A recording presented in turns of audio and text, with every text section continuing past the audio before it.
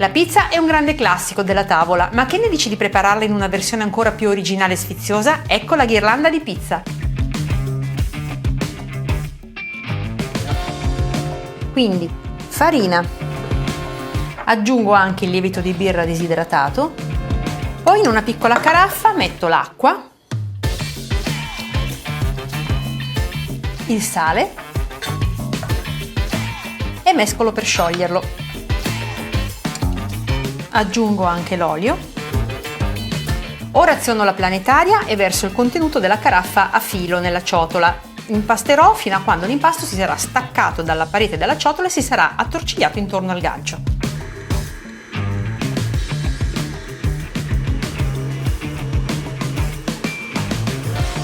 Come vedi, l'impasto si è attorcigliato intorno al gancio e la ciotola è bella pulita.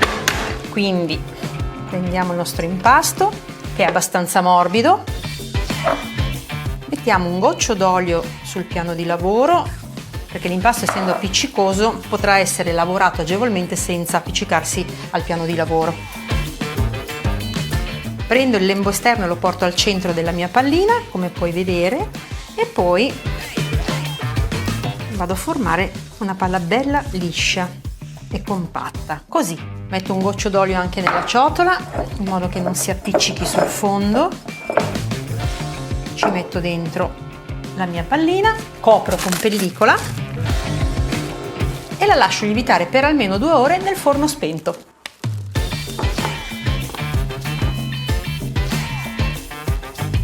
Ed ecco il nostro impasto ben lievitato. Vado a stenderlo formando un cerchio di 30 cm di diametro. Metto un po' di farina sulla carta forno, un po' di farina anche in superficie e vado a schiacciarla formando un cerchio e poi a stenderla col mattarello appunto fino ad arrivare a 30 cm di diametro.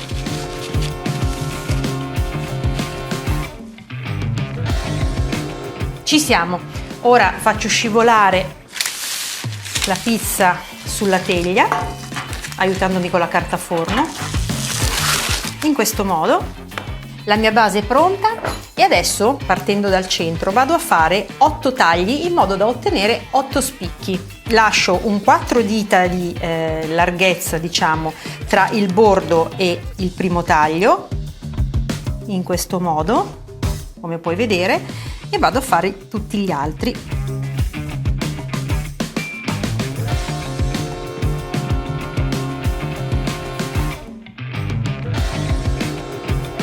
Ora passiamo ai condimenti. Naturalmente abbiamo della passata di pomodoro bella densa, andiamo a condirla con un goccio d'olio extravergine di oliva e un po' di sale. Volendo si può aggiungere anche dell'origano. Andiamo a mescolare e la nostra salsa è pronta. Oltre alla passata di pomodoro abbiamo dei carciofini sott'olio, abbiamo del salamino piccante e abbiamo della provola affumicata, ma naturalmente il condimento può essere a tua scelta. Ora andiamo quindi a farcire la nostra ghirlanda mettendo un po' di pomodoro. Lasciamo giusto un dito dal bordo libero e cerchiamo appunto di arrivare più o meno fino ai taglietti che abbiamo praticato prima.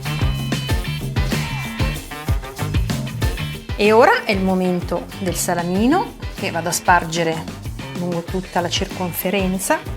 In questo caso io l'ho tagliato a dadini, ma potresti metterlo anche a fettine.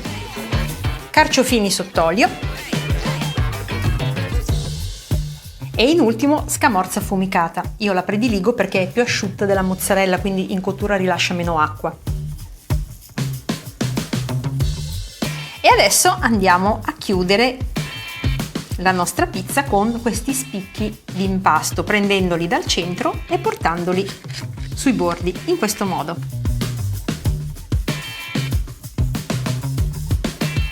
E ora la faccio lievitare per qualche minuto nel forno spento. Sono trascorsi 15 minuti e adesso vado a infornare la mia pizza in forno statico preriscaldato a 200 gradi per circa 15-20 minuti.